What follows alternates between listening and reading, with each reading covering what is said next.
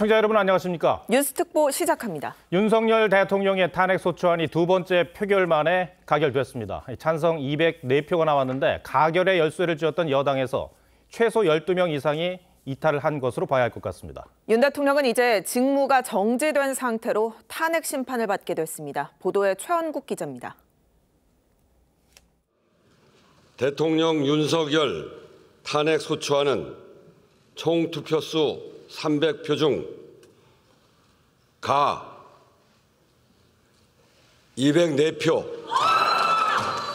부 85표, 기권 3표, 무효 8표로서 가결되었음을 선포합니다.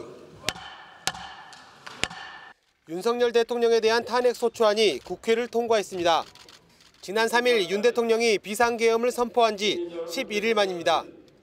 탄핵소추에 찬성한 의원은 모두 204명이었는데 민주당 등 야권 의석이 192석인 것을 감안하면 여당에서 최소 12명이 탄핵에 찬성한 것으로 추정됩니다. 기권과 무효표는 모두 11표였습니다.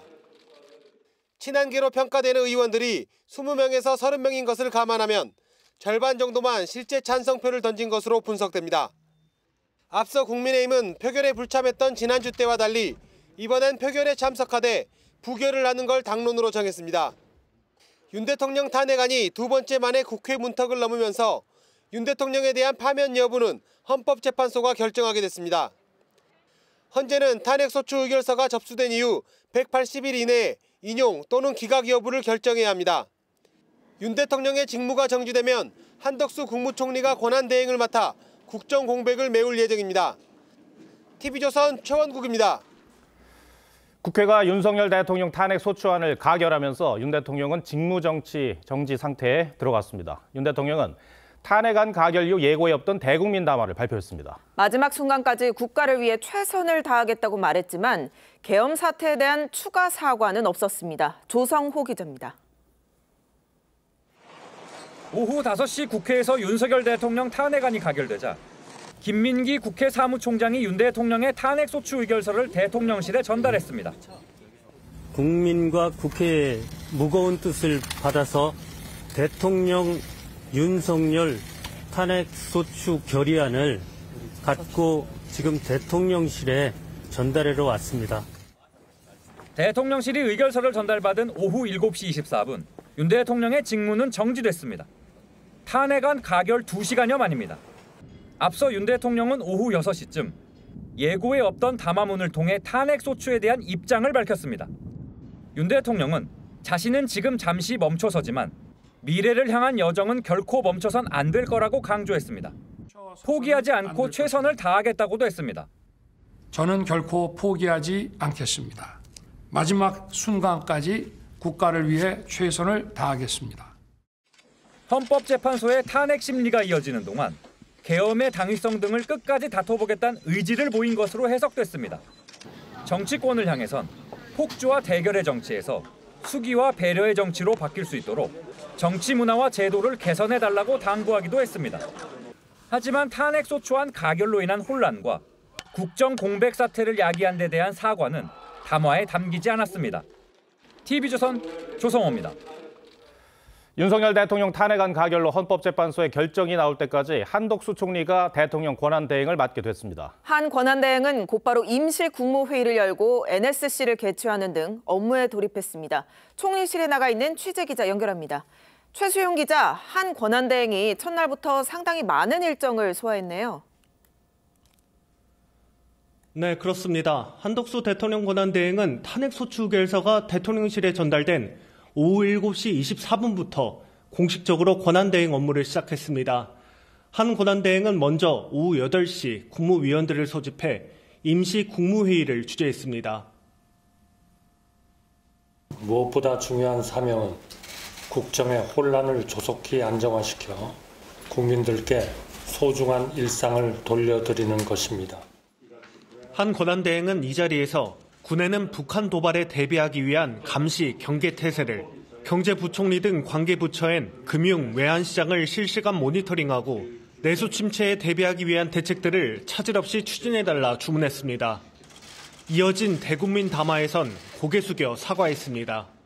대한민국 국무총리로서 우리 국민이 처한 현 상황과 그에 이르게 된 전 과정에 대해 무거운 책임을 통감하고 있습니다. 오후 9시엔 국가안전보장회의 NSC를 개최해 안보 상황을 점검했는데요. 미 트럼프 행정부 출범을 앞둔 유동적인 국제정세에서 한미동맹을 굳건히 유지하고 국제사회와 긴밀하게 협력해야 한다는 메시지를 냈습니다. 조태열 외교부 장관도 필립 골드버그 주한 미국 대사와 만났습니다. 골드버그 대사도 한미동맹이 굳건히 유지될 것임을 재확인했고 민주적 절차가 진행되는 동안 대한민국 정부와 긴밀히 소통하겠다고 밝혔습니다. 한 권한대행은 이르면 내일쯤 대통령실 참모 보고도 받을 예정인데 업무는 관행에 따라 용산 대통령실이 아닌 정부 서울청사에서 볼 계획입니다. 지금까지 정부 서울청사에서 TV조선 최수영입니다. 네 분과 함께 오늘 하루 정리해드리겠습니다. 홍성걸 교수님, 정호김 전 의원님 나오셨고요. 김영주 교수님, 조기현 민주당 법률위 부위원장님 나오셨습니다. 홍성걸 교수님. 네, 우리 국민들께서 현직 대통령이 탄핵당하는 모습을 또 지켜보셨습니다. 어떠셨어요? 뭐 착잡하죠. 8년 만에 또 현직 대통령에 대한 탄핵이 발생하리라고 예상한 사람 별로 없었을 겁니다. 그런데 지난 12월 3일에 그 계엄에 대해서는 윤 대통령은 여러 가지로 본인의 주장을 얘기합니다만은 위헌적 그 요소가 대단히 크다라고 하는 것에 대해 큰 이견은 없는 것 같아요. 그리고 바로 이틀 전이죠. 다시 한번 세세하게 29분에 걸쳐서 설명을 했는데 거기에서 이미 차라리 나를 탄핵해달라라고 하는 사실상의 탄핵 초대장을 보낸 거와 마찬가지였다. 그래서 오늘의 탄핵은 예정되어 있었던 탄핵이다. 다만 한 가지 저 개인적으로는 조금 수긍하기 어려운 점은 이 탄핵 이유에 대해서 내란죄가 지금 들어가 있는 걸로 알고 있는데 내란이라는 것은요 헌법적으로는 여러 가지 설명이 가능하겠습니다만 들어갈 수도 있겠습니다만 이게 사회과학적으로는 내란이라고 하는 것은 정통성이 있는 합법적 권력에 대해서 정통성이 없는 불법적 불법적으로 권력을 찬탈하기 위한 시도가 내란이거든요. 근데 윤 대통령은 정통성과 합법성을 가지고 있는 권력이란 말이에요. 그래서 내란이라고 하는 것이 걸린다는 일은 바로 그런 의미고 그 외에 법률적으로 그게 어떻게 해석되느냐라고 하는 것은 이제 헌재에 가서 이제 논의하겠죠. 그러나 분명한 것은 과연 정통성 있는 권력이 자기 스스로의 권력을 찬탈하기 위한 내란이라는 것이 가능한 얘기인가라고 하는 것은 여전히 좀 퀘스천 마크로 남아 있습니다. 네, 김영주 교수님. 표결 전에 국민의힘 당론은 반대였어요. 그런데 지금 최소 12표, 사실상 그 이상의 이탈표가 나온 건데 어떤 의미라고 보십니까? 실제로 보면은 이제 상대적이에요. 그러니까 실제로 보면은 민주당 쪽에서는 생각보다 적게 나왔다고 하지만 국민의힘 쪽에서는 원래 7분이 소신 투표를 가표를 던질 게 같다라고 했고 이제 5표가 숨어 있는 5표가 나왔던 것이고. 또 무효표하고 기권표가 11표가 있었기 때문에 얼추 크게 보면 이제 23표 정도의 이탈표가 있다. 그렇게 되면 그것이 대체로 소위 안철수 의원은 제외되겠습니다만은 친한파 그러니까 한동훈 대표의 가표를 던져라고 하는 주장에 동조하는 분들이 아니었겠냐 그렇게 생각이 들고요. 이제 그 한편으로 보면 민주당 쪽 시각에서는 수많은 국민들이 봤을 때 더 많이 나올 것인데 나오지 못했다라는 의견에 대해서는 그만큼 그 한동훈 대표의 말하자면 그 대통령에 대한 내란을 자백했다라는 용어라든지 또 그 전에 권성동 대표 그 원내대표를 모시는 과정에서의 표 단속이라든지 이것이 먹혔다는 얘기거든요. 그러니까 더 많은 이탈표가 있었는데 생각보다는 이탈표가 적었다고도 볼 수 있는 지점이 있다. 저는 그렇게 봅니다. 탄핵안 가결 직후 윤 대통령은 결코 포기하지 않겠다는 입장을 밝혔습니다. 들어보겠습니다. 오늘 국회의 탄핵 소추안이 가결되는 모습을 보면서 처음 정치 참여를 선언했던 2021년 6월 29일이 떠올랐습니다. 뜨거운 국민적 열망을 안고 정치에 뛰어들었습니다. 그 이후 한순간도 쉬지 않고 온 힘을 쏟아 일해 왔습니다. 이제 고되지만 행복했고 힘들었지만 보람찼던 그 여정을 잠시 멈추게 됐습니다. 저는 결코 포기하지 않겠습니다. 저를 향한 질책, 격려와 성원을 모두 마음에 품고 마지막 순간까지 국가를 위해 최선을 다하겠습니다. 그리고 정치권에 당부드립니다. 이제 폭주와 대결의 정치에서 수구위와 배려의 정치로 바뀔 수 있도록 정치 문화와 제도를 개선하는 데 관심과 노력을 기울여 주시기 바랍니다. 네, 사전 예고 없었던 깜짝 담화였습니다. 정호김 의원님, 이제 앞으로 윤 대통령이 관저에서 법률 대응을 준비하게 될 텐데요. 변호인단을 꾸렸다, 이런 소식은 아직 안 들리는 것 같습니다. 지금 변호인단 구성으로 이제 여러 율사들의 이름이 오르내리고 있거든요. 특히 오랜 친구로 알려진 석동현 변호사라든지 또 선배이면서 방통위원장을 했던 김웅일 위원장 같은 이름이 지금 오르내리고, 대통령 스스로도 본인 스스로 변론 조서를 꾸미는 등 아주 적극적으로 지금 준비를 지금 하고 있는 것으로 알려지고 있습니다. 단지 이제 보면은 과거의 예로 볼 때 대통령이 탄핵된 후에 사실 변호인단을 꾸리는 데 있어서 여러 가지 어려움을 이제 우리가 목도한 사례가 있지 않습니까? 그래서 지금 주의 깊게 지금 보고 있는 상황입니다. 아직 꾸려지진 않은 것으로 알고 있습니다. 대통령의 방금 담화를 보면 어쨌든 본인은 잘못한 게 없다라고 생각을 하시는 것 같아요. 그런 것 같습니다. 예. 그래서 끝까지 포기하지 않겠다라는 것은 본인이 본인의 변호를 위해서 그 탄핵 과정에서 이제 헌재의 심판을 앞두고 최선의 대비를 하겠다라는 의미인 것 같고요. 또 어떻게 보면은 오늘 이제 국회에서의 표결을 보면 친윤계의 응집력 같은 것을 또 일견 볼 수 있는 측면도 있지 않습니까? 그래서 그리고 또 본인의 지지자가 있다라는 그런 믿음도 아직 가지고 있는 것 같습니다. 그래서 상당히 적극적으로 대응하리라 예상하는 것은 어렵지 않습니다. 홍성일 교수님, 일단 윤 대통령 본인이 법률가고, 그렇죠. 지금 끝까지 싸우겠다라고 밝힌 걸로 봐서는 헌재 직접 가서 변론을 할 가능성도 있어 보이네요. 어떻습니까?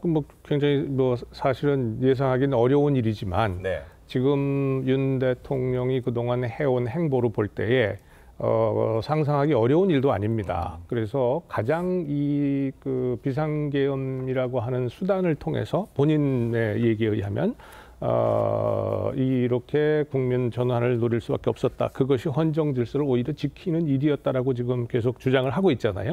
근데 그 논리를 가장 잘 설명할 수 있는 사람이 본인이라고 생각을 한다면, 그렇다면 제가 보기에는 변호사에 맡기지 않고 본인이 직접 나가서 설명할 가능성도 저가 충분히 있다, 이렇게 보여집니다. 알겠습니다.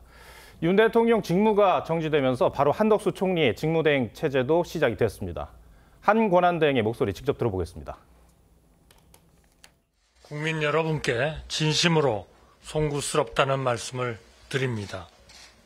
국민 여러분, 지금 무엇보다 중요한 것은 국정에 있어서 한치의 공백도 있어서는 안 된다는 것입니다.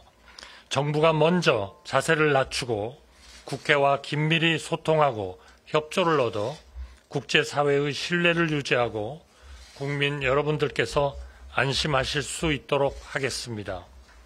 대한민국은 1997년 외환위기, 코로나19 팬데믹 등 많은 위기를 겪었지만 그때마다 더 강해져서 일어났습니다. 철저하게 헌법과 법률에 따라 안정된 국정 운영에 만전을 기하겠습니다. 그것이 제 긴 공직 생활의 마지막 소임이자 가장 중대한 임무라고 믿고 있습니다. 네, 한덕수 총리가 7시 24분을 기점으로 대통령 권한대행이 됐습니다. 그런데 이 한 권한대행도 지금 피의자 신분으로 전환이 된 상태고 민주당에서 공공연히 탄핵하겠다 이렇게 또 언급을 하고 있는데 안정적인 국정 운영 가능할 걸로 보시는지요? 그러니까 여기 두 가지 측면이 있는데요. 일단 대통령 권한대행이 되어 있는데 지금 피의자로 전환됐다라는 거는 국무회의에서 결국은 그 비상계엄에 동조한 것이 아니냐는 그 민주당의 입장이 반영된 것입니다. 그런데 국무회의라는 것은 심의 기구고 의결 기구가 아니기 때문에 실제로 이 사람들이 그 부서를 했다는 이유로 이렇게 이제 몰아붙이는 일이 과연 국민들로부터 설득력을 가질 수 있는가에 문제가 있고 당장 대통령 권한대행을 지금 이제 하고자 올라와 있는 상태에서 과연 민주당이 한 총리를 압박하면서 그들의 그 다수 어떤 수의 논리를 활용해 가지고선 상당히 이제 민주당 위주의 어떤 그런 향후의 그 전국 운영을 지금 모색하고 있는 게 아닌가 이런 입장으로 볼 수도 있는 것이고요. 또 그렇게 하는 것이 과연 그러면은 민주당이 향후에 대한정당, 수권정당으로서 국민들 눈에는 어떻게 보일 것인지에 대한 두 가지 측면이 있다라는 것입니다. 그래서 민주당이 처음에는 한 총리를 세게 몰아붙이다 지금은 아마 그런 부분에 있어서 약간의 그 수위 조절을 지금 하고 있다라는 그런 그 모습이 보여집니다. 예. 자, 조기현 부위원장님, 한덕수 권한대행이 사실 어디까지 권한을 행사할 수 있느냐 이런 논란도 있는 게 사실이거든요. 예를 들자면 윤석열 대통령이었으면 거부했을 민주당의 법안들, 이런 법안들도 한 총리 대행이 과연 거부할 수 있겠느냐, 어떻게 전망하세요? 원론적으로 불가능한 건 아닙니다. 헌법이나 법률에 대통령 권한대행의 권한 범위를 정해놓은 바가 없고 통상 대통령의 기본적인 권한을 행사할 수 있다고 보는데 다만 이제 해석론상으로서는 현상 유지, 그러니까 대통령이 할 수 있는 역할 중에 권위나 사고로 한시적 기간 동안 대행이 할 수 있는 일 중에는 국정 운영 중에 기본적으로 현상에 유지할 수 있는 정도에 해내야지 적극적 행위를 해서는 안 된다고 보는 것이 다수설이기 때문에 거부권 같이 대통령의 고유 권한이고 적극적 권한 행사라고 볼 수 있는 부분을 행사하지 않아야 된다는 게 일반적인 그 입장인 것 같습니다. 다만 2004년 노무현 대통령 탄핵 당시에 사례가 있습니다. 당시 고건 총리가 사면법과 거차장민 특별법에 대한 거부권을 행사한 바가 있고 아이러니하게도 그때 이 한덕수 총리가 국무조정실장으로 이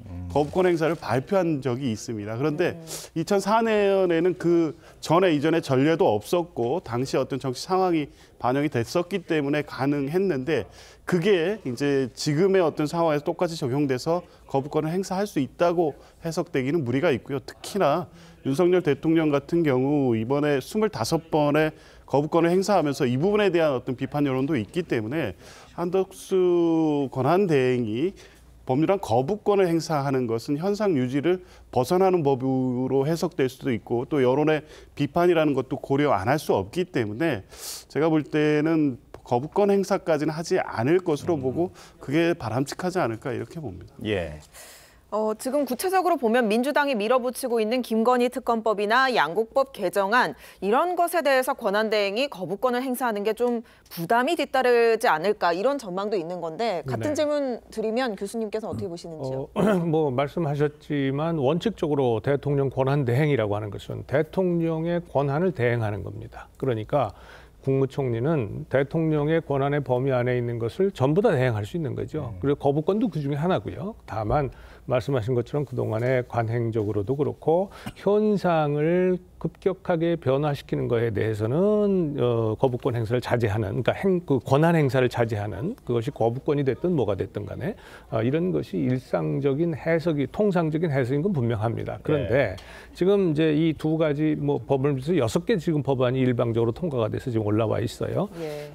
제가 보기에는 물론 예를 들어서 김건희 특검법 같은 경우에는 아마 거부한다는 게 쉽지는 않을 겁니다. 이게 왜냐하면 상당히 지금 국민적 감정이 굉장히 높아져 있는 상태고요. 또 이것이 지금 대통령의 비상계엄을 계엄권 행사를 하게 되는 원인 중에 하나일 수도 있다라고 하는 것도 있기 때문에 그런데 양곡관리법 같은 경우에는 얘기가 좀 다릅니다. 그래서 저는 이 한덕수 국무총리가 공무원 출신이고요. 그래서 원칙에 부합하는 것에 대해서는 그 거부권을 충분히 행사할 가능성이 높다고 봅니다. 그 원칙이라고 하는 것은 뭐냐면 이것이 의무적으로 잉여 쌀 부분을 전부 다 국가가 의무적으로 매입하도록 하는 법안이거든요. 그래서 이게 상당히 문제가 많다는 것을 충분히 알고 있는 법안인데 지금 이걸 통과시켜서 일방적으로 왔기 때문에 국무회의의 논의를 거쳐서 국무회의에서 이 거부권 행사를 건의하게 되면 저는 그 거부권을 행사할 가능성이 있다. 그래서 선별적으로 어떤 무조건 다 행사한다, 행사하지 않는다가 아니라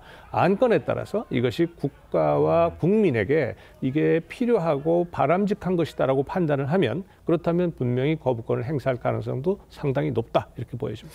홍성결 교수님께서 이제 제한적인 선별적인 권한 행사도 가능할 것이다라고 말씀해 주셨는데 김영주 의원님. 그럼에도 어쨌든 제한적인 권한 행사를 하는 것이 맞다라는 의견들이 있는 터라서 그렇다면 민주당의 이 많은 지적을 받고 있는 그 입법 폭주라는 거 있지 않습니까? 그런 것들을 또 국민들께서 지켜봐야 될 수도 있는 겁니까? 네.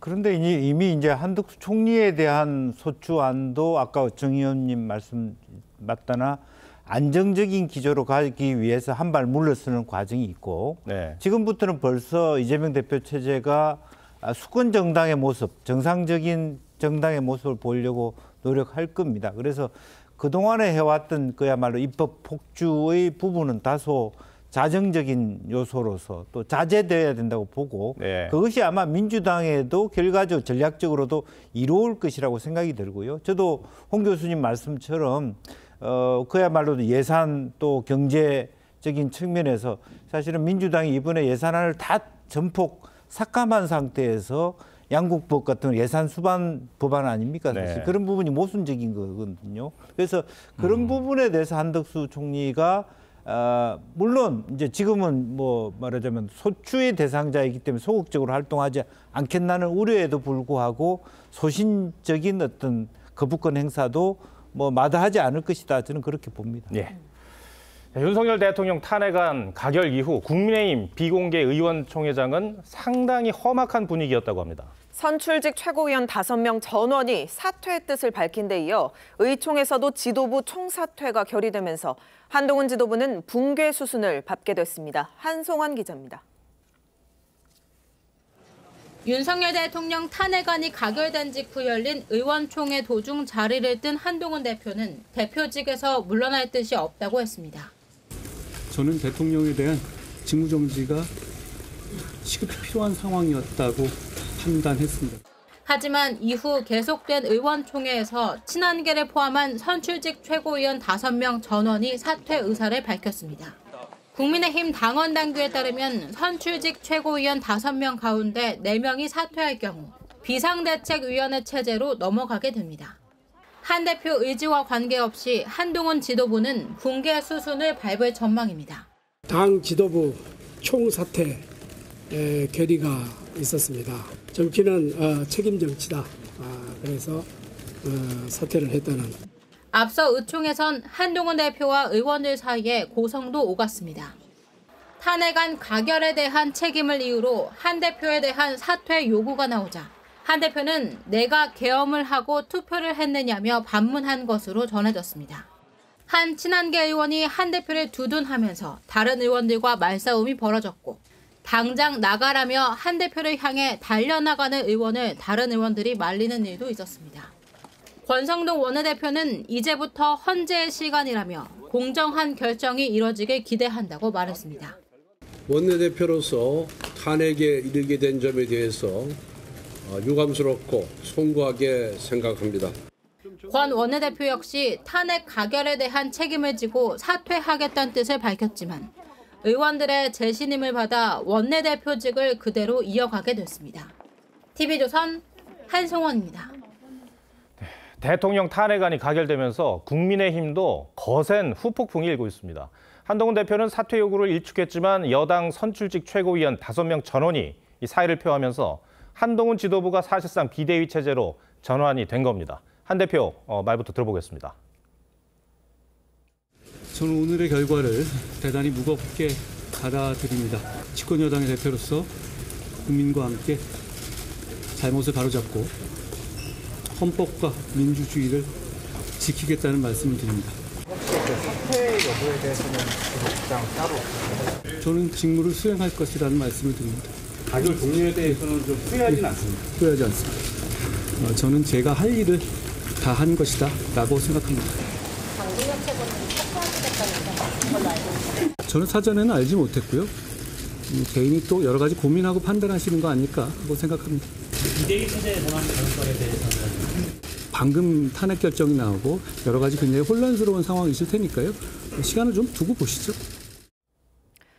네, 들으신 이 질의응답은 선출직 최고위원의 사퇴 여부를 한 대표가 알기 전에 이뤄진 그런 문답이었는데 장동혁 최고위원부터 짚어보면 당초 탄핵을 막지 못하면 직을 걸겠다 이렇게 말했다가 어제는 상황을 보겠다 좀 유보적인 입장으로 저희가 이해를 하고 있었는데 오늘 결국 사퇴를 했잖아요. 그렇습니다.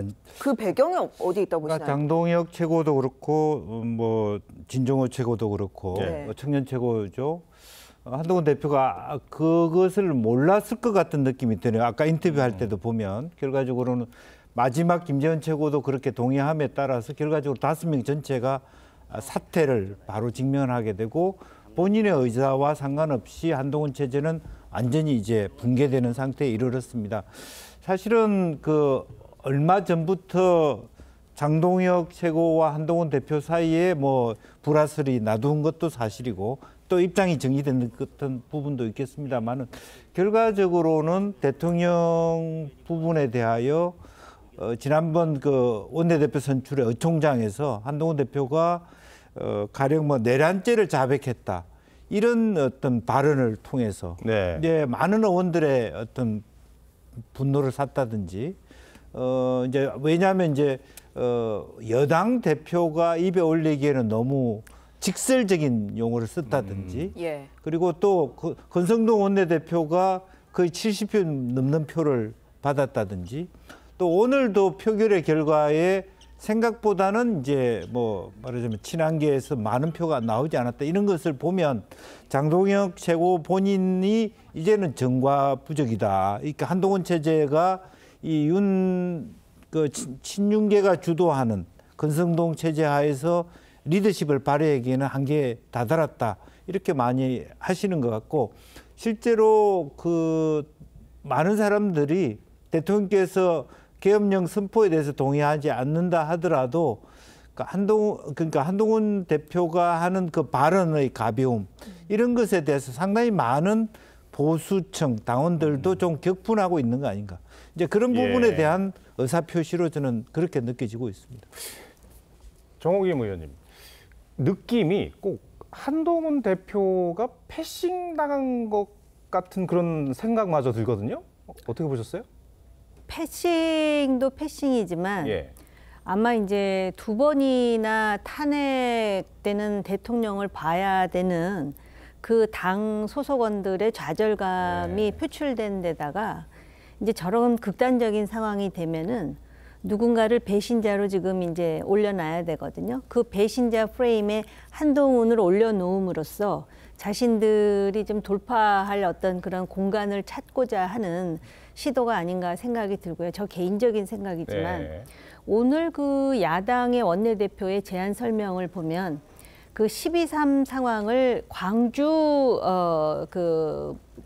민주화 당시에 그 잔혹한 참상과 이렇게 비유하면서 설명을 하는데 광주 5.18 민주화에 대한 국민의힘의 그런 입장이나 생각은 이미 당 지도부에 의해서 충분히 설명이 되었음에도 불구하고 수많은 사람이 희생된 광주와 지금 12.3 상황을 비유해서 설명하는 것에 대한 아마 국민의힘 그 소속 의원들의 거부감이 상당히 컸을 것 같다라는 개인적인 생각도 있습니다. 그러다 보니까 김영주 의원님도 경험하셨겠지만 그 제안 설명이 굉장히 중요합니다.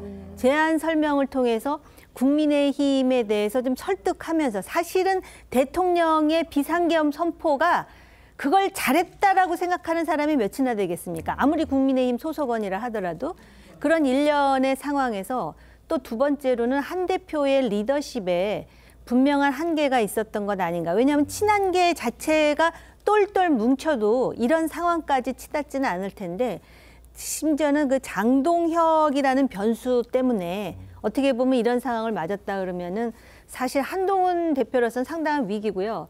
보통 쌍둥이 그러면 엄마 뱃속에서 한날 태어난 그 형제를 쌍둥이라 그러잖아요. 근데 윤석열 대통령과 한동훈 대표는 좀 묘하긴 하지만 한날 한 사람은 대표로서 지금 저런 경지에 이르러 버렸고 네. 또 대통령은 탄핵당하는 참 역설적인 상황이라는 개인적인 소회가 있어요. 자, 조기현 비위원장님, 물론 이제 국민의힘 사정이긴 합니다만 이 비대위 체제가 불가피하게 됐거든요. 어떠세요? 민주당 입장에서는 국민의힘 비대위원장 어떤 분들 좀 떠올리십니까? 글쎄요, 지금 당장은 권성동 원내대표 중심의 비대위 그렇죠. 체계 외에 다른 선택지는 없어 보입니다. 당장의 뭐 의원들 간의 갈등 양상이 그대로 표출돼 있고 더 중요한 것은 지금 지지층의 분열입니다. 오늘 그 보수 집회 현장을 지나쳐 가다 보면 한동훈 대표에 대해서 굉장히 극단적이고 직설적인 비판 여론이 분명히 한 축에 형성돼 있습니다. 또 한 측면에서 보면 불과 4개월 전에 64%의 지지를 얻어서 당대표가 된 게 한동훈 대표이고 그것은 윤석열 대통령의 이 독주, 이 부분을 좀 당내에서 견제할 대안으로서 선택된 게 한동훈이고 여전히 또 그런 당내 여론도 분명히 있을 겁니다. 예. 지금 비상계엄이라는 이 특수한 상황에서 그런 여론들이 아직 잘 드러나진 않는데 이걸 이제 수습할 수 있는 뭐 시간과 뭐 이게 필요한데 지금 당장은 권성동 체제로 갈 수밖에 없는데 분명히 또 부담이 될 겁니다. 네. 왜냐하면 권성동 원내대표의 경우에 친윤이라는 이 규정이 명확하게 돼 있고 그럴 경우에 친윤 비대위가 될 수밖에 없습니다. 이 분위기라면 지금 오늘 윤석열 대통령이 보인 태도를 보면 끝까지 가겠다는 거 아닙니까? 그러면 탄핵 심판 절차에서도 적극적으로 목소리를 내면서 부당하지 않은 비상계엄이라는 입장을 계속 밝힐 것으로 보이고 또 내란죄에 대한 수사도 가속화될 겁니다. 예. 당장 내란죄 수괴, 우두머리 혐의로 수사를 받게 되고 인신 구속의 가능성도 제기되고 있는 상황이라고 하면 과연 권성동 대표가 거기에서 어떤 입장을 취할 수 있겠습니까? 네. 근데 이런 여러 가지를 고려하면 단기간에는 다른 선택지가 없어서 권성동 비대위 체제로 갈 수밖에 없지만 곧 가시화될 조기 대선 일정까지를 고려한다고 하면 권성동 비대위 체제로 계속 가기는 어렵다는 여론이 또 나올 수밖에 없을 것 같습니다. 홍성글 교수님, 그런데요, 이 여당이 비대위 체제로 전환이 됐잖아요, 될 거잖아요. 근데 비대위원장 임명 권한은 당 대표한테 있다 이런 주장 이거 나왔던데 무슨 얘기인가요? 예, 오늘 그 예. 국민의힘의 당원 당규가 그렇게 돼 있다고 합니다. 네. 그러니까 지도부가 와야 되더라도 지금 현재의 당 대표가 비대위원장을 지명할 권한을 가지고 있다는 건 뭐 그건 틀림없는 사실인 것 같고요. 자, 이제 문제는 지금 권성동 원내대표와의 그 완전히 결이 다른 그 지금 상황이고 또 하나는 204표가 나왔잖아요. 204표가 나왔는데 찬성표가. 그러니까 저는 사실은 215에서 220표 정도로 예상을 했어요. 이런 상황이라면. 예. 아까 잠깐 말씀드렸지만은 대통령 자신이 탄핵을 두려워하지 않고 오히려 탄핵해달라. 내가 그 헌재 법정에 가서 내가 심판받아 보겠다. 이런 입장이었단 말이에요. 그러니까 당연히 지금은 친윤이냐 친한의 문제가 아니라 대통령이 하여간 어쨌든 간에 자신의 신념으로 지금 이걸 하고 있는 거 아니겠어요? 그러면 그걸 지지하느냐 지지하지 않느냐의 문제가 아니라 그냥 뭐 그 의원들이 그냥 소신껏 투표하면 되는 겁니다. 그랬는데도 204표밖에 안 났단 말이에요. 예. 그래서 그거는 아까 여러분들이 말씀하셨습니다만은 한동훈 대표에 대한 불신이 지금 극에 달해 있다라고 하는 것이고요. 주변에 있는 사람들 최고위원들 선출이 전원 사퇴했을 뿐만 아니라 지금 제가 보기에는 한동훈 대표를 지지하는 사람들이 원내에 또 당내에 거의 남아있지 않을 가능성이 많아요. 그렇다면 본인이 아무리 그러고 싶어도 한 대표가 지명하는 비대위원장이 나 못하겠다 그러면 어떡할 거예요? 충분히 나올 수 있는 일입니다. 그래서 저는 결국은 권성동 원내대표하고 한 대표가 협의를 통해서 정치적으로 이걸 해결하는 것이 국민들 보기에도 국민의힘이 이제 사실은 지금 많은 국민들이 국민의힘 저 보수 정당으로서의 존재의 이유가 있는가라고 하는 그 물음을 지금 던지고 있는 거란 말이에요. 지금 이 상황은. 근데 그 안에서 계속 싸웠잖아요. 이 대통령이 탄핵되는 순간까지도 친한이다, 친윤이다 그러고 계속 싸웠잖아요. 네. 무슨 얼굴을 들고 국민들한테 표를 달라고 하겠습니까? 교수님, 그럼 이 친한계와 친윤계 결국 갈등이 봉합될 수 있을까요? 아니면 분당으로 가는 수순일까요? 봉합이 아니고요. 분당도 불가능하고요. 분당도 불가능하고 제가 보기에는 그냥 친한계라고 하는 자체가 그 계파가 뭐 있었는지는 모르겠는데 제가 보기에는 오늘로 끝났다. 존재가 없어졌다. 아마 아주 빠르게 소멸될 거다 이렇게 보여집니다. 저희가 이제 잠시 뒤에 조기 대선과 관련해서도 이제 얘기를 나눌 텐데 정우김 의원님 언뜻 지금 물론 이제 대선 주자로 불리는 분들이 오늘 대통령이 탄핵당했는데 무슨 대선 출마 얘기를 하느냐라고 말씀들을 하십니다만 사실 저희들 입장에서는 사실 궁금하거든요. 그 국민의힘에 정 의원님이 보시는 차기 주자들 면면이 어떻습니까?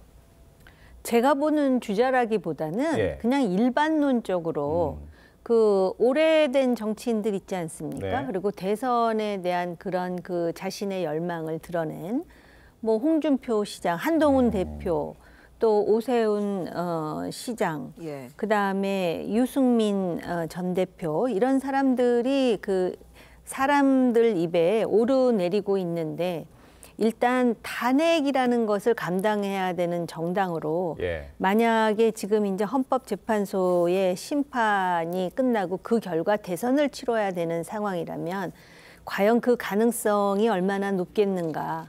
그런데다가 이제 상대당의 유일 주자가 이재명 대표이다 보니까 사실 한동훈 대표에 대한 이러한 그 뭐랄까 비난의 상당 부분은 바로 민주당의 이재명 대표 변수 때문에 그런 측면도 있습니다. 그러니까 탄핵 트라우마에 더해서 그렇다면은 결국은 이런 탄핵 정국으로 가게 되면 대선이 조기에 이루어졌을 때 지금 현재 국민 여론으로 볼 때 민주당 당대표인 이재명 대표가 가장 유리한데 그것이 국민의힘에 줄 수 있는 파장에 대한 그런 어떤 위기감 같은 것이 지금 그냥 원색적으로 날 것 그대로 지금 그 표출되고 있는 상황이고 또 사실 지금 누가 대선에 나오든 국민의힘으로서는 지금 대선에 대해서 그 걱정을 하고 조금이라도 거기에 대한 전략을 생각한다면 지금 그 탄핵 끝나자마자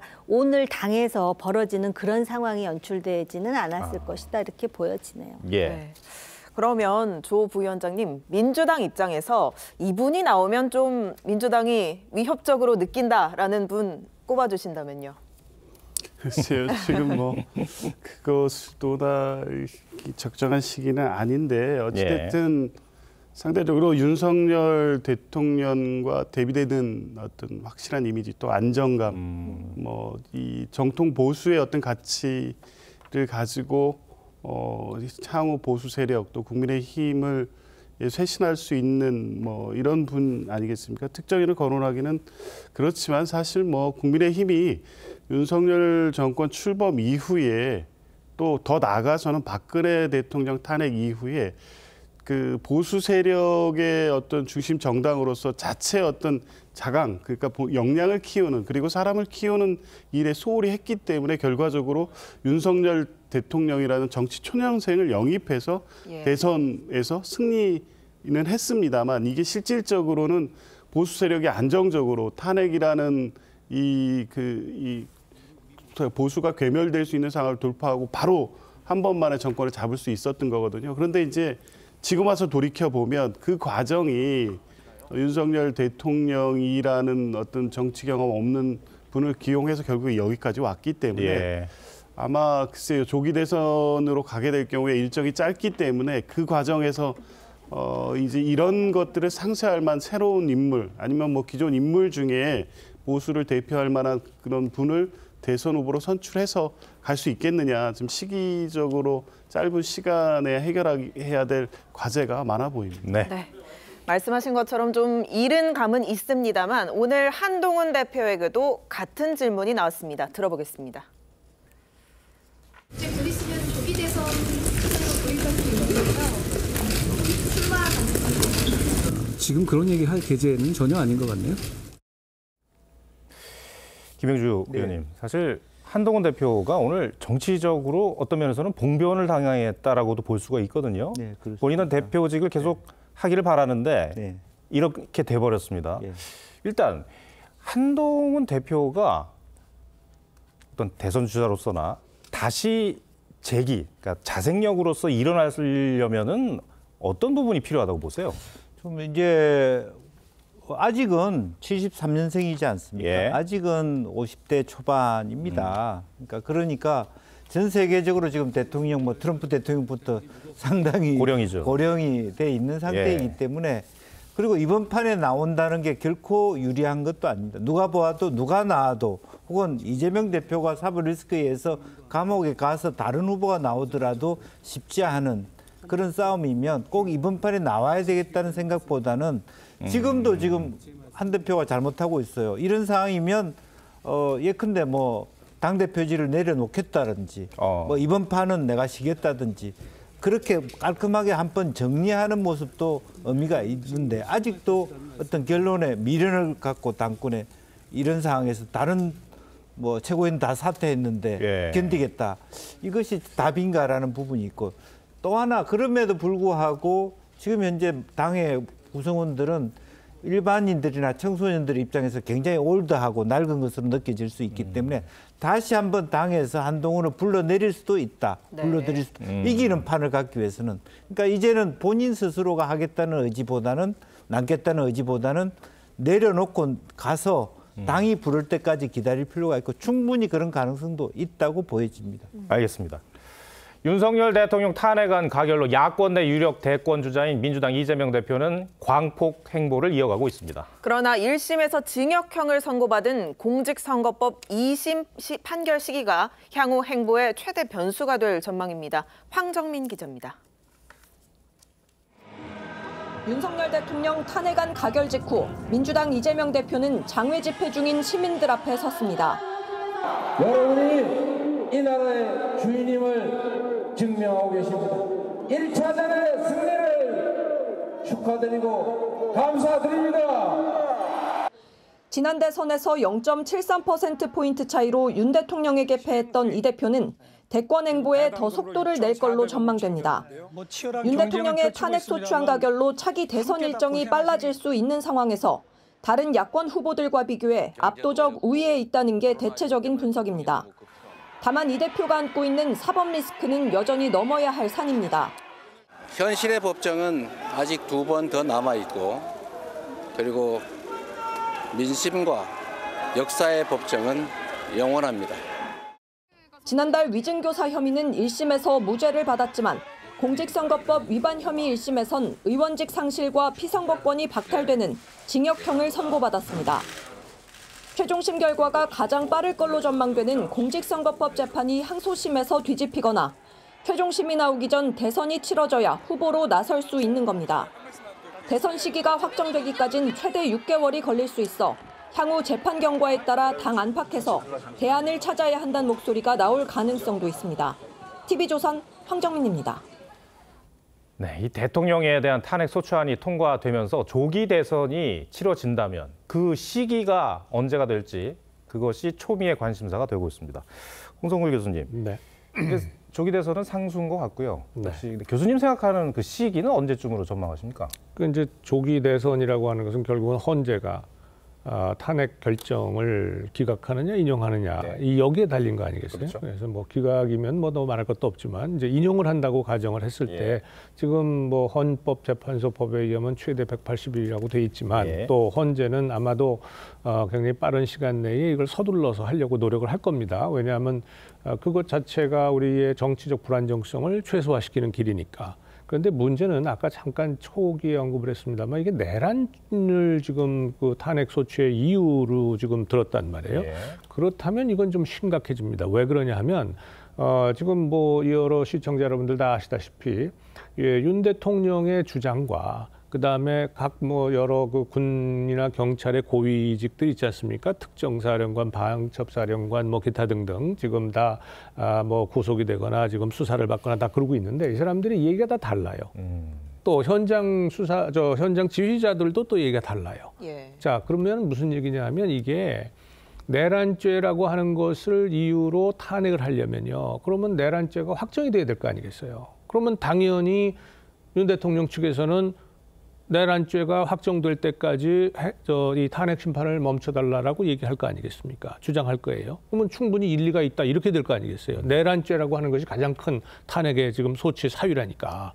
그래서 이게 헌재법에는 물론 180일이라고 돼 있지만 과연 180일 이내에 이게 될까? 이런 지금 주장도 있는 거예요. 충분히 또 그런 뭐 사실상 피고가 되면 그런 권리도 있는 거고 재판 이걸 중단해달라고 하는 권리도 있는 거고 그래서 지금 현재는 이제 헌재법을 기준으로 우리가 예상을 하고 또 과거에 노무현 대통령이나 박근혜 대통령이 얼마나 걸렸다, 뭐 60일 걸렸다, 90일 걸렸다 이렇게 이걸 가지고 우리가 지금 추정을 하고 있습니다만은 이 추정이 내란죄가 만약에 문제가 되고 이것에 대한 유죄 확정이 문제가 된다면 그러면 상당 기간 미뤄질 가능성도 있다. 그래서 지금 현재 우리가 이런 얘기하는 것이 상당히 좀 너무 이른 감이 있다 이런 생각이 듭니다. 네. 예.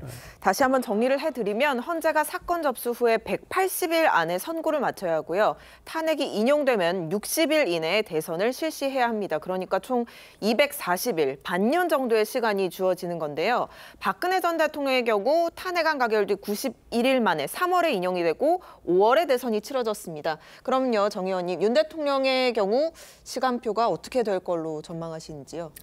민주당에서는 어떤 주장을 내놓느냐면은 너무나 그 쟁점이 명확하기 때문에 박근혜 대통령보다 현재의 심판 기간이 그렇게 오래 걸리지 않을 것이다 얘기하지만 또 국민의힘 쪽 입장에서는 방금 홍 교수님 말씀하셨듯이 그럼 내란죄가 원인이라면은 내란죄에 대한 확정이 될 때까지는 그러면 헌재 심판을 유예하고 있어야 되는 게 아니냐. 근데 그거는 사실은 유예하지 않고 같이 동시에 돌아갈 수 있는 가능성도 있다고 합니다. 과거의 사례로 볼 때.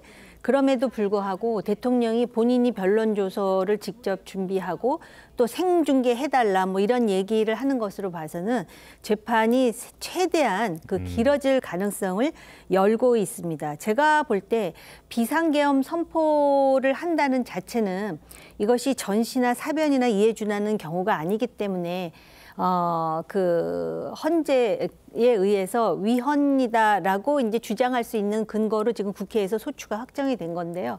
내란과 관련해 가지고는 이제 일각에서는 결국은 대통령이 국가 권력을 지금 수임받았는데 본인이 어떻게 내란을 저지르느냐는 입장이 있고 또 한 입장은 주권은 국민에게 있는데 국민에게 위헌받은 그 주권을 가지고 국민의 기본권을 제약할 뿐만 아니라 국회를 저지하려고 했다라는 걸 가지고 또 이제 문제를 제기합니다. 그렇기 때문에 이게 이렇게 사실은 논란의 소지를 여기서 남기고 있다라는 것 자체가 시간이 꽤 걸릴 수도 있다라는 것이고 이게 왜 시간이 중요하냐면은 조금 전에 이재명 대표의 선거법 위반에 대해서 말씀하시지 않았습니까?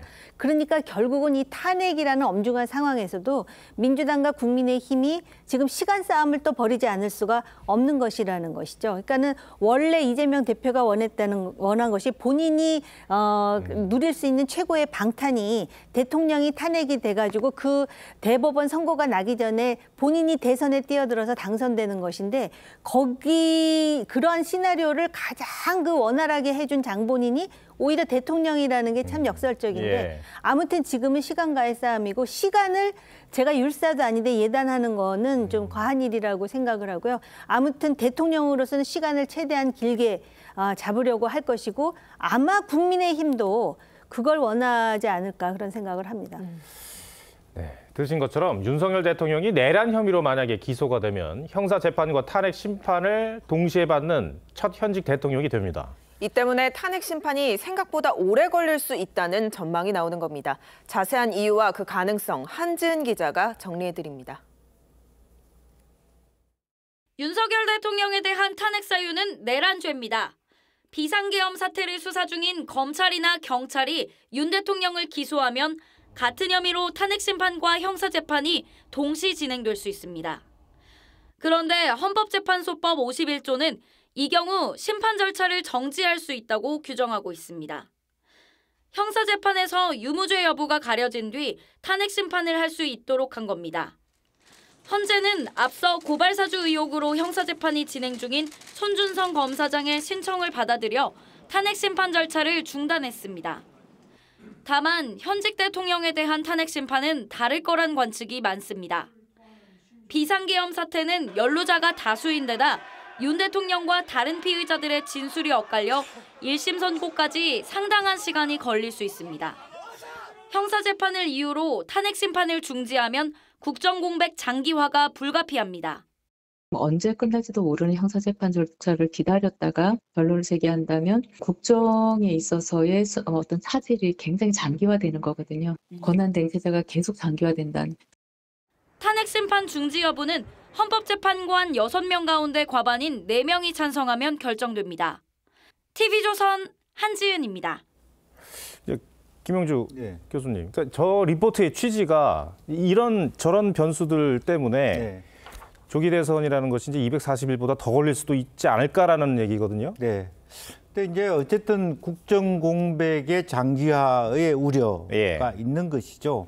그렇기 때문에 실제로 보면 현실적으로는 헌재가 기존에 수사되는 것을 차용하면서 결정을 빨리 내려주는 부분이 있습니다. 그런데 그럼에도 불구하고 우선은 이제 국회분의 세 부분의 추천을 어떤 12월 말까지 하면 빨라도 1월부터 심의가 될 텐데 또 하나는 4월 28일 되면 두 분의 헌법재판관이 사퇴를 해야 되지 않습니까? 근데 그 부분의 문제는 그 두 분을 충원하는 건 대통령의 추천권으로 있거든요.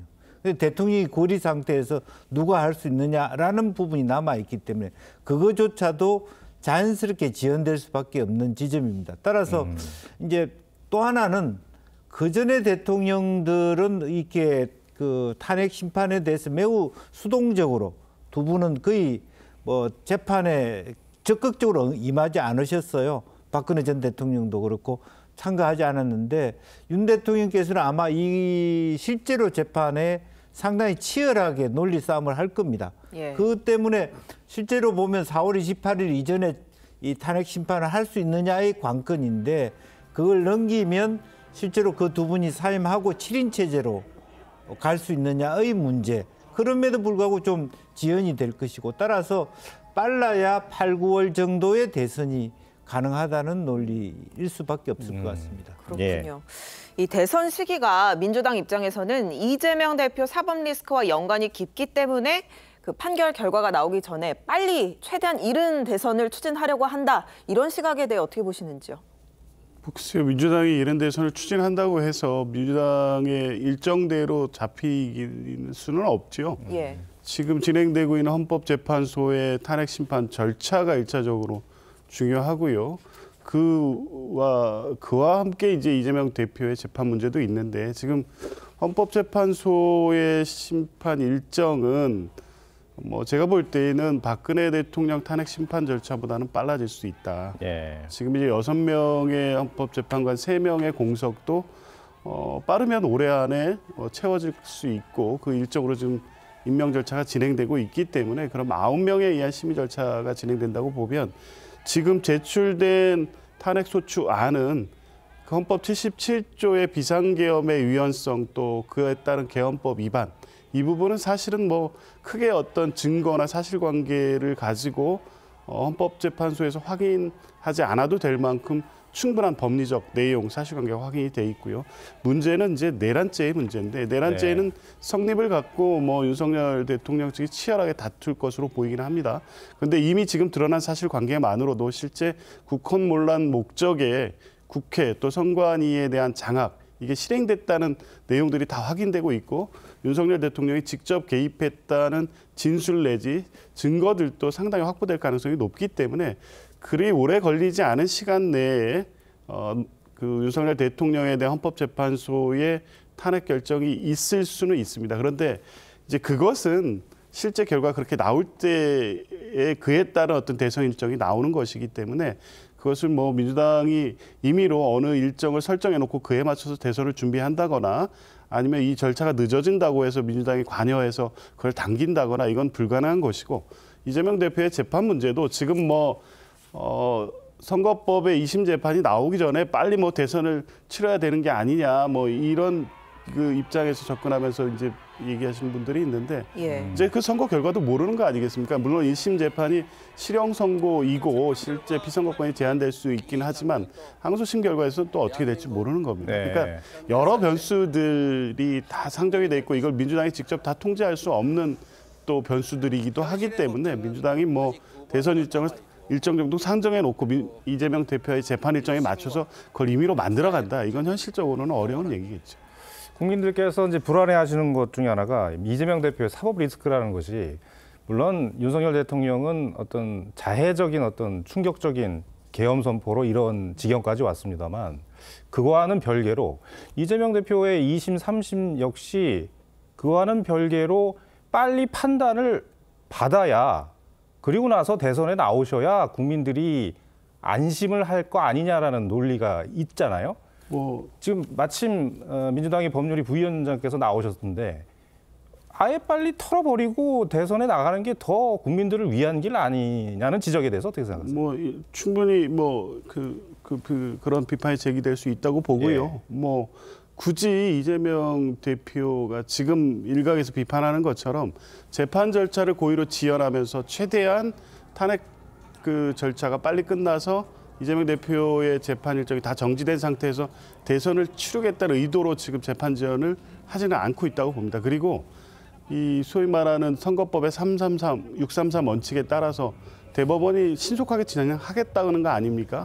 다만 그렇다고 하더라도 기계적으로 이 항소심이 개시된 이후에 딱 3개월 내에 무조건 해야 된다. 또 그렇게 할 수 있다는 것은 현실적으로 불가능할 수도 있습니다. 왜냐하면 지금 변호인 선임 절차도 있지만 이 항소심의 경우에는 민주당 차원에서 대응해야 된다는 입장도 분명히 있습니다. 왜냐하면 436억의 선거비 보전의 문제도 있기 때문에요. 이제 그런 측면을 고려하면 3개월 내에 판결이 돼서 항소심에서 무죄를 받고 대법원이 확정된 다음에 대선 일정으로 가는 게 사실은 국민들의 어떤 보시기에도 지금 앵커께서 말씀하시는 부분이 있기 때문에 바람직하기는 합니다. 그런데 그게 현실적으로 불가능하다고 하면 민주당이 일부러 재판 절차를 지연하면서 그 안에 대선 일정을 가져오기를 기다리는 방식은 오히려 그런다고 하면 국민들께서 똑같이 무죄 판결을 받고 선택을 받는 길을 택하는 게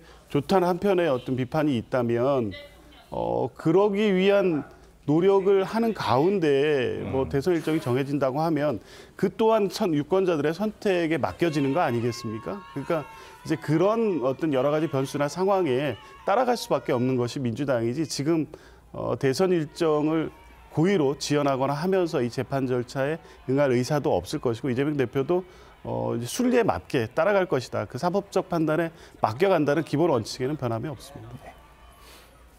자, 이 대표는 오늘 빠른 시간 내에 파면이 이루어져야 한다고 목소리를 높였습니다. 들어보시죠. 이제 다시 갈등과 대결이 시작될 것입니다. 여의도 안에서의 싸움이 현장의 총돌로 확장될 것입니다. 우리가 자중하고 그러나 지금 이 순간 승리를 자축하며 헤어질 것이 아니라 신속하고 엄정한 책임 윤석열에 대한 파면 처분이 가장 빠른 시간 내에 이루어질 수 있도록 우리가 계속 함께 싸워야 하지 않습니까? 네, 홍 교수님, 빠른 파면을 주장하는 이재명 대표의 속내 좀 짐작하시는 바가 있으신지요? 다 아시는 거 아니에요? 근데 지금 우리가 그동안 얘기했으니까 그런데 글쎄 내 재판은 느리게 하고 그 파면은 빨리 해달라 이런 그 느낌이 들어서 좀 그렇습니다. 사실은 이 탄핵 사태가 비상계엄 사태가 발생한 원인도 민주당이 뭐 상당히 이 탄핵권을 남용하고 뭐 예산 뭐 이런 여러 가지가 있었잖아요. 손바닥이라는 게 마주쳐야 소리 나는 거지 한쪽에서 뭐 휘두른다고 소리가 나겠습니까? 그러니까 국민들은 이제 다 알고 있는 거거든요. 예. 뭐 우리 이 대표 이재명 대표의 저런 말씀은 충분히 공감이 갑니다. 우리 불확실성을 좀 줄이기 위해서라도 빨리 하는 게 좋죠. 그건 뭐 또 의문의 여지가 없습니다. 동시에 그 불확실성이 파면에만 있는 것이 아니고요. 이재명 대표의 재판에도 있는 겁니다. 그러니까 만약에 저 말이 설득력 있게 국민들한테 다가오려면 제 재판도 빨리 조속히 좀 진행해 주십시오. 저도 빨리 거기에 호응하겠습니다. 그러면 변호인도 임명하고요. 그렇게 이 재판 기일 하자고 소환장 보냈는데 안 받고 불수용하고 하는 그런 거는 안 하시는 게 그래야 지금 그 주장의 진정성을 국민들이 인정하지 않겠습니까? 저는 오르신 말씀인데 그 오르신 말씀은 내 거는 최대한 느리게 하고 파면은 제일 빨리 해주고 이렇게 해달라고 말씀을 하시면 국민들이 이해할 수가 없을 것 같아요. 그러니까 정호김 전 의원님, 그러니까 국민들께서 그 부분이잖아요. 딱 말씀하셨던 파면을 빨리 하라고 외치려면 이재명 대표가 최소한 그분만은 본인 재판을 늦추거나 하면 안 되는 거잖아요. 이런 주장을 하려면은. 근데 이제 문제는 저희가 많은 얘기를 했습니다만 결국은 법원의 결정 아니겠습니까? 정말 법과 원칙에 따른다면은 이재명 대표의 그 선거법 1심, 2심은 한 2월이나 3월은 나와야 되는 거잖아요. 근데 네. 글쎄요, 법원도 정치적인 고려를 안 하진 않죠. 그러니까 사실 우리가 법원도 정치적인 고려를 할 것이다라고 의심하는 자체에 대해서 법원이 부끄러워해야 되는 그런 현실입니다. 사실 그동안에 그 적지 빈번히 법원이 정치적인 그러한 그 판결을 내렸다라고 의심하는 상당히 많은 그런 사안들이 있지 않았습니까? 그러니까 사실은 이 상황에서도 그 대법원장이 천명했듯이 633 원칙하에 해야 되는데 지금 이제 많은 분들이 지적했지만 그래서 심지어는 민주당 쪽 인사들 중에도 오히려 이재명 대표가 법원에 나에 대한 재판을 서둘러 달라 이렇게 말하는 것이 맞다라고 말씀하시는 분들이 꽤 있어요. 그럼에도 불구하고 지금 뭐 소송 기록 접수 통지서를 고의로 수령하지 않는 것이 아니냐. 또 변호인단 구성도 지금 안 하고 있다라는 거 아닙니까? 2심에 그런 의심들을 자꾸 제기하고 있지 않습니까? 근데 또 이게 한 번만이 아니라 과거에 그 이재명 대표의 어떤 그 행태에서 뭐 여러 가지로 문제 제기가 되어 있던 상황인 만큼 또 사실은 국민의힘 지지자들이 이번 탄핵에 대해서 이렇게 엄중한 그런 상황을 만들었음에도 불구하고 탄핵을 주저한 그 배후에 바로 그런 여러 가지 요인들을 지금 얘기하거든요. 그래서 오히려 이재명 대표 스스로가 대선에 당당하게 나갈 요량이라면 그렇게 한번 선언하면은 국민들 지지를 훨씬 많이 받을 텐데도 불구하고 안 하고 있다라는 것이죠. 이재명 대표가 2심 재판 변호인도 선임하지 않고 있다라는 주장도 있는데요. 이 대표 측이 실제로 변호인단 구성이 좀 늦어지고 있다라고 이야기한 바도 있습니다. 재판 준비를 제대로 하지 않고 있다. 그리고 좀 고의성이 있다. 이런 비판에 대해 어떻게 보시는지요? 뭐 그런 비판이 있다면 빨리 그것을 극복하고 국민들에게 좀 빨리 한다는 모습을 보여주는 게 좋을 것 같습니다. 그러니까 실제적으로 보면 저는 오히려 재판부에 대한 국민들의 어떤 질책도 있어야 될 것 같고요. 너무 지나치게 특정 정치인들은 재판 기간을 길게 하고 있기 때문에 그리고 변호인이 꾸려지지 않았다 그러면 그렇게 하면은 우리 국선 변호인을 하는 걸로 안다 하고 속도를 내서 하면 안 따라올 수 없는데 이런저런 어떤 뭐 이야기들을 다 들어주고 있으니까 뭐 또 무슨 뭐 국회 일정이 있다고 안 나오고 그렇게 하면 뭐 또 몇 달이 넘어가고 이렇게 해온 거 아닙니까? 그러니까 그런 데 대한 재판부의 책임도 마땅히 물어야 된다고 생각이 들고요.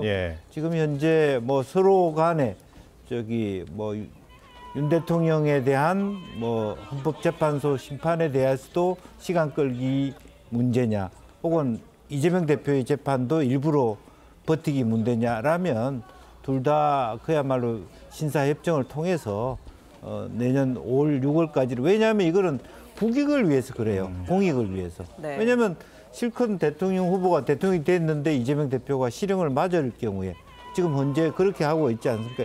재판 중에 되는 것은 진행되는 것으로 그렇게 본다면 그것은 얼마나 큰 국가적 손실입니까? 대선을 다시 치러야 될 수도 있다라고 그렇죠. 하는 부분이기 때문에 이제 그런 면에서 그야말로 국민들이 보고 있다는 것을 두 분 다 이렇게 인식할 게 필요합니다. 마침 조기현 부위원장님께서 나오셨으니까 이재명 대표의 2심 재판 고의 지연 논란이라고 할까요? 해명을 좀 해주시죠. 글쎄요, 좀 고의 지연이라는 주장은 사실 받아들이기 힘듭니다. 네. 지금 뭐 처음 문제가 됐던 게 항소기록 접수 통지서 송달 수령 문제였는데요. 지금 뭐 제가 정확한 경위는 모르겠습니다만 그게 9일날 송달이 됐습니다. 10일에 아마 받지 못했던 것 같고요. 그때 주소 변경 내지는 또 수령인이 없어서 못 받은 것 같고 통상 있을 수 있는 일입니다. 그러니까 그래봐야 이걸 가지고 지연한다고 한들 이거 며칠이나 지연이 되겠습니까? 그리고 변호인 선임 문제 같은 경우에도요. 이미 입장을 밝힌 바와 같이 이번 공직선거법 재판은 이재명 대표의 피선거권 제한 문제도 있지만 선거비 436억의 반환 문제도 있습니다. 그래서 당 차원에서 대응해야 되겠다는 입장을 밝힌 바도 있고 변호인단 구성에 신중을 기하고 있는 상황에서 지금 비상계엄 문제가 터져버린 겁니다. 12월 9일은 가장 비상적인 당이 대응을 하는 상황이었기 때문에 그래서 송달 문제라든가 변호인 선임 문제가 제기된 거지 지금 이 와중에 이 며칠 이 시간을 벌겠다고 재판 지연 전략을 쓴다는 거는 사실관계에 맞지 않습니다. 네. 지금 1심에서 무죄 선고가 났는데 위증교사 사건도 2심에서 뒤집힐 가능성이 크다 이런 의견도 있는데요. 사법 리스크가 아직 해결되지 않았는데 이재명 대표가 차기 대선에 나가는 것이 적절한가 이런 시각에 대해서는 어떻게 보십니까? 그런 부분은 어쨌든 그 개인의 자유가 있는 거 아니겠습니까? 예. 다투보겠다. 아직까지 대한민국 무죄 추정의 원칙이 있기 때문에 그런 것까지 우리가 나와서는 안 된다고 말할 수 없습니다. 다만 그 대신에 국민들이 보시기에도 깔끔하게 빨리 재판을 받아서 그 리스크를 없애고 나오는 게 더 바람직하다고 얘기할 수 있고요. 또 민주당은 민주당 나름대로 그런 리스크가 있기 때문에 다른 대안을 찾는 분위기도 없지 않아 있다. 그런 말씀드립니다. 네. 문영배 헌재 소장 권한대행이 다음 주 월요일인 16일 오전에 재판관 회의를 소집을 했습니다. 자, 조기현 변호사님, 그런데 이제 6인 체제에서 탄핵 심판 가능한 건지 뭐 설명을 좀 해주시죠. 헌법재판소법 23조 1항에 의하면 사실은 심리할 수가 없습니다. 7인 이상이 출석해서 심리를 하도록 되어 있고요. 예. 그런데 이게 이진숙 방통위원장의 탄핵 심판 절차에서 이 조항의 효력정지 가처분 신청이 인용이 됐습니다. 심리가 가능한 상황이 됐고요. 실제 뭐 그렇다고 하면 결정도 가능합니다만 이것의 위헌성 문제가 향후 제기될 수가 있습니다. 이제 그렇기 때문에 9인 체제를 완성해서 이제 시작은 6인 체제로 심리를 시작을 하되 12월 안에 지금 공석인 세 분에 대한 임명 절차를 완료한 후에 9인 체제로 심리하고 또 결정하는 절차로 가는 것이 향후 위헌 위법 시비를 없애는 방법이다. 이런 말씀을 드리겠습니다. 네. 그런데 이 헌법재판관 임명이 인사청문회가 필요하기 때문에 뭐 2달이 걸린다 이런 전망도 있던데 어떻게 보시는지요?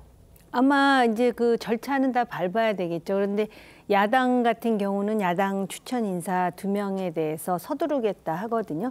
지금 또 사안이 사안인 만큼 아마 서두를 것 같습니다. 그래서 절차에 따라서 하는데 어차피 이것도 시간이 이제 걸리는 하나의 변수가 될 것 같습니다. 네, 알겠습니다. 오늘 시간이 참 빨리 가네요. 네 분 말씀 여기까지 듣겠습니다. 고맙습니다. 감사합니다. 네, 뉴스투포 마치겠습니다. 시청해 주셔서 고맙습니다.